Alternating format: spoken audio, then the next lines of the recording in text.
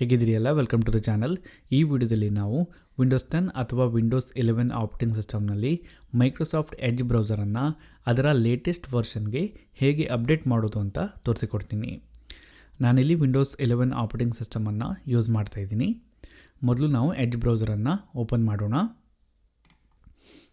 ಈಗ ಈ ಎಡ್ಜ್ ಬ್ರೌಸರಲ್ಲಿ ನಾವು ಬಲಬದಿಯಲ್ಲಿ ಮೇಲ್ಗಡೆ 3 ಡಾಟ್ಗಳನ್ನ ನೋಡ್ಬೋದು. ಇದ್ರ ಮೇಲೆ ನಾನು ಕರ್ಸರನ್ನು ತಗೊಂಡು ಹೋದರೆ ಇದು ಹೇಳುತ್ತೆ ಸೆಟ್ಟಿಂಗ್ಸ್ ಆ್ಯಂಡ್ ಮೋರ್ ಅಂತ ಹೇಳಿ. ನಾವು ಇದ್ರ ಮೇಲೆ ಕ್ಲಿಕ್ ಮಾಡಿದಾಗ ಅದೊಂದು ಮೆನ್ಯೂವನ್ನು ಓಪನ್ ಮಾಡುತ್ತೆ. ಈಗ ಈ ಮೆನ್ಯೂನಲ್ಲಿ ಕೆಳಗಡೆ ನಾವು ಹೆಲ್ಪ್ ಆ್ಯಂಡ್ ಫೀಡ್ಬ್ಯಾಕ್ ಅಂತ ನೋಡ್ಬೋದು. ಕರ್ಸರನ್ನು ಇದ್ರ ಮೇಲೆ ತಗೊಂಡು ಹೋದರೆ ನಮಗೆ ಇನ್ನೊಂದು ಮೆನ್ಯೂ ಕಾಣಕ್ಕೆ ಸಿಗುತ್ತೆ. ಈ ಮೆನ್ಯೂನಲ್ಲಿ ನಾವು ಅಬೌಟ್ ಮೈಕ್ರೋಸಾಫ್ಟ್ ಎಡ್ಜ್ ಅಂತ ಒಂದು ಆಪ್ಷನನ್ನು ನೋಡ್ಬೋದು. ಇದ್ರ ಮೇಲೆ ನಾವು ಕ್ಲಿಕ್ ಮಾಡಬೇಕು. ನಾವು ಈ ಪೇಜನ್ನು ಓಪನ್ ಮಾಡಿದಾಗ ಮೈಕ್ರೋಸಾಫ್ಟ್ ಎಡ್ಜ್ ಏನಿದೆ ಅದು ಏನಾದರೂ ಹೊಸ ಅಪ್ಡೇಟ್ ಇದೆಯಾ ಅಂತ ಚೆಕ್ ಮಾಡುತ್ತೆ. ಒಂದು ವೇಳೆ ಅಪ್ಡೇಟ್ ಇದ್ದರೆ ಆಗ ಅದು ಅಪ್ಡೇಟ್ ಇದೆ ಅಂತ ಇಲ್ಲಿ ಮೆಸೇಜಲ್ಲಿ ಹೇಳುತ್ತೆ. ಮತ್ತು ಆ ಅಪ್ಡೇಟನ್ನು ಇನ್ಸ್ಟಾಲ್ ಮಾಡೋದಕ್ಕೆ ಡೌನ್ಲೋಡ್ ಆ್ಯಂಡ್ ಇನ್ಸ್ಟಾಲ್ ಬಟನನ್ನು ಸಹ ತೋರಿಸುತ್ತೆ. ನಾವೀಗ ಈ ಬಟನ್ ಮೇಲೆ ಕ್ಲಿಕ್ ಮಾಡಿದರೆ ಅಪ್ಡೇಟ್ಸ್ಗಳನ್ನ ಡೌನ್ಲೋಡ್ ಮಾಡಿ ಅದು ಇನ್ಸ್ಟಾಲ್ ಮಾಡುತ್ತೆ. ಈಗ ಇದು ಇಲ್ಲಿ ಮೈಕ್ರೋಸಾಫ್ಟ್ ಎಡ್ಜನ್ನು ಅಪ್ಡೇಟ್ ಮಾಡ್ತಾಯಿದೆ.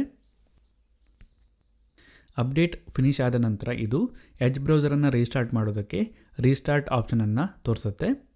ನಾವು ಇದ್ರ ಮೇಲೆ ಕ್ಲಿಕ್ ಮಾಡಿದ ಕೂಡಲೇ ಎಡ್ಜ್ ಬ್ರೌಸರ್ ರೀಸ್ಟಾರ್ಟ್ ಆಗುತ್ತೆ. ಈಗ ಮೈಕ್ರೋಸಾಫ್ಟ್ ಎಡ್ಜ್ ಬ್ರೌಸರ್ ರೀಸ್ಟಾರ್ಟ್ ಆಗಿದೆ. ಈಗ ನೀವು ಇಲ್ಲಿ ನೋಡ್ಬೋದು, ಇದು ಹೇಳುತ್ತೆ Microsoft Edge is up to date. ಈ ರೀತಿ ನಾವು ಮೈಕ್ರೋಸಾಫ್ಟ್ ಎಡ್ಜ್ ಬ್ರೌಸರನ್ನು ವಿಂಡೋಸ್ 10 ಅಥವಾ ವಿಂಡೋಸ್ 11 ಆಪರೇಟಿಂಗ್ ಸಿಸ್ಟಮ್ನಲ್ಲಿ ಲೇಟೆಸ್ಟ್ ವರ್ಷನ್ಗೆ ಅಪ್ಡೇಟ್ ಮಾಡ್ಬೋದು. ಒಂದು ವೇಳೆ ನಿಮಗೇನಾದರೂ ಈ ವಿಡಿಯೋ ಇಷ್ಟ ಆದರೆ ಲೈಕ್ ಮಾಡಿ, ಇಲ್ಲಾಂದರೆ ಡಿಸ್ಲೈಕ್ ಮಾಡಿ. ಏನಾದರೂ ಹೇಳಬೇಕಂತ ಇದ್ದರೆ ಅದನ್ನು ಕಮೆಂಟ್ ಮಾಡಿ. ಇದೇ ರೀತಿ ಬೇರೆ ವಿಡಿಯೋಸ್ಗಳನ್ನ ನೋಡೋದಕ್ಕೆ ನನ್ನ ಚಾನಲ್ಗೆ ಸಬ್ಸ್ಕ್ರೈಬ್ ಮಾಡಿ.